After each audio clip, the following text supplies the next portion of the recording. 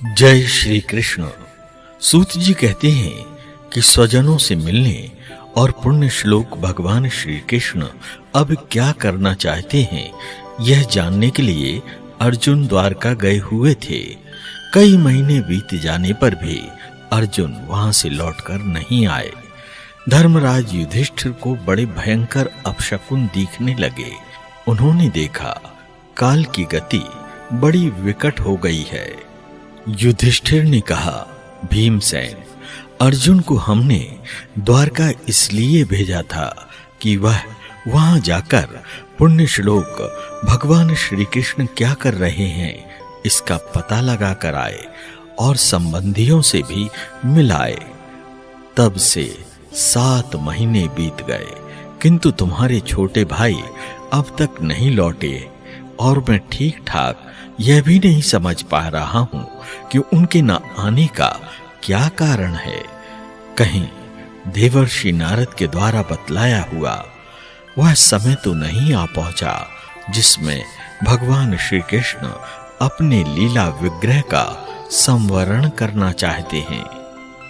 उन्हीं भगवान की कृपा से हमें यह संपत्ति, राज्य, स्त्री, प्राण, कुल, संतान और शत्रुओं पर विजय और स्वर्गादि लोकों का अधिकार प्राप्त हुआ है।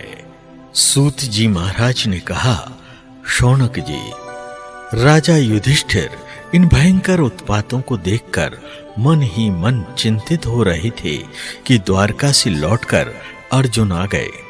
युधिष्ठिर ने देखा अर्जुन इतने आतुर हो रहे हैं जितने पहले कभी नहीं देखे।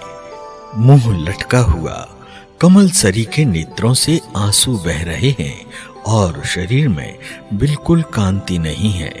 उनको इस रूप में अपने चरणों में पड़ा देखकर युधिष्ठिर घबरा गए।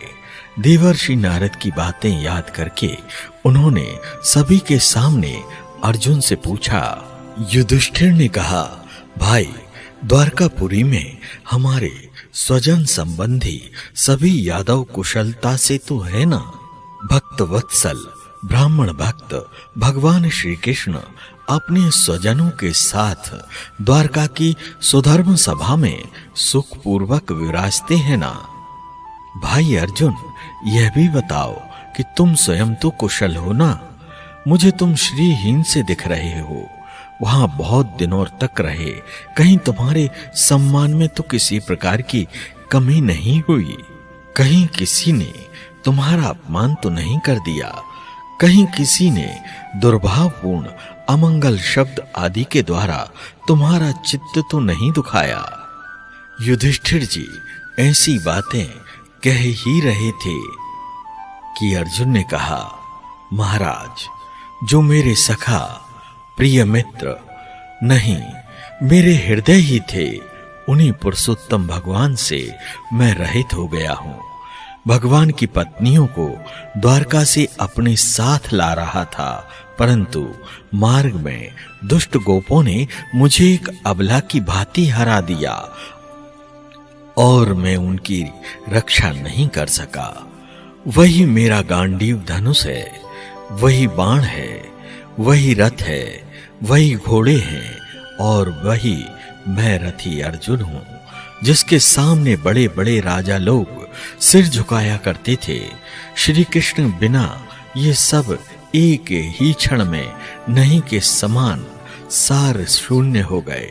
ठीक उसी तरह जैसे भस्म में डाली हुई आहुति, कपट भरी सेवा और ऊसर में बोया हुआ बीज व्यर्थ जाता है। राजन, आपने द्वारकावासी अपने जिन सगे संबंधियों की बात पूछी है, वे ब्राह्मणों के श्राप बस मोहग्रस्त हो गए और वारुणी मदिरा के पान से मदोन्मत्त होकर अपरिचितों की भांति आपस में ही एक दूसरे से भिड़ गए और घूसों से मार पीट करके सब के सब नष्ट हो गए। उनमें से केवल 4-5 ही बचे हैं। राजन, जिस प्रकार जलचरों में बड़े जंतु छोटों को, बलवान दुर्बलों को और बड़े और बलवान भी परस्पर एक दूसरे को खा जाते हैं, उसी प्रकार अतिशय बली और बड़े यदुवंशियों के द्वारा भगवान ने दूसरे राजाओं का संहार कराया। तत्पश्चात यदुवंशियों के द्वारा ही एक से दूसरे यदुवंशी का नाश करा के पूर्ण रूप से पृथ्वी का भार उतार दिया। महाराज युधिष्ठिर से कलयुग का फैलना छिप न सका। उन्होंने देखा देश में, नगर में, घरों में और प्राणियों में लोभ, असत्य, छल, हिंसा आदि अधर्मों की बढ़ोतरी हो गई है। तब उन्होंने महाप्रस्थान का निश्चय किया। उन्होंने अपने विनयी पौत्र परीक्षित को, जो गुणों में उन्हीं के समान थे, समुद्र से घिरी हुई पृथ्वी के सम्राट पद पर हस्तिनापुर में अभिषिक्त किया। उन्होंने मथुरा में शूर सेनाधिपति के रूप में अनिरुद्ध के पुत्र वज्र का अभिषेक किया। उसके बाद समर्थ युधिष्ठिर ने गृहस्थाश्रम के धर्म से मुक्त होकर संन्यास ग्रहण किया। भीमसेन, अर्जुन आदि युधिष्ठिर के छोटे भाइयों ने भी देखा कि अब पृथ्वी में सभी लोगों को अधर्म के सहायक कलयुग ने प्रभावित कर डाला है। इसीलिए वे भी श्री कृष्ण चरणों की प्राप्ति का दृढ़ निश्चय करके अपने बड़े भाई के पीछे पीछे चल पड़े।